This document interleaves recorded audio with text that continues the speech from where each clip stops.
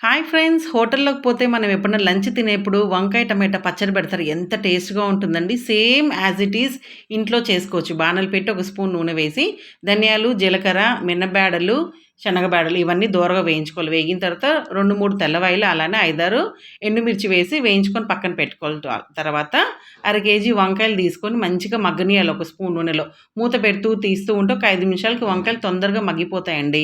ఇవి బాగా మగ్గిన తర్వాత పక్కకు తీసి 2 పెద్ద సైజులో ఉండే టమాటాలు తీసుకొని ఇది కూడా ఒక స్పూన్ నూనెలో మంచిగా మగ్గనియాలి. టమాటాలు అయితే బాగా మగ్గిపోయినాయి కదా! ముందు మనము వేయించుకున్నాం కదా! ఆ వేయించుకునేటన్నీ మిక్సీ జార్‌లో ఏసుకొని కొద్దిగా కరివేపాకేసుకొని తగినంత ఉప్పేసుకొని మెత్తగా కొట్టుకోవాలండి. ఇది మెత్తగా కొట్టుకునిన తర్వాత వేయించుకున్నాం గదా! మగ్గిపోయిన వంకాయలు దీంట్లోనే అలానే మగ్గిపోయిన టమాటాలు కొద్దిగా చింతపండు రసం ఏసి ఒక్క ముక్కగా కొట్టుకోండి. మరీ పేస్ట్‌లాగా వద్దు. ఒక్క ముక్కగా కొట్టుకుంటే సూపర్ టేస్ట్. తర్వాత ఇంగువ, ఎండుమిరపకాయలేసి పోపేసుకుంటే మాత్రం అన్నంలోకైతే అద్దిరిపోయిందండి. ట్రై చేయండి.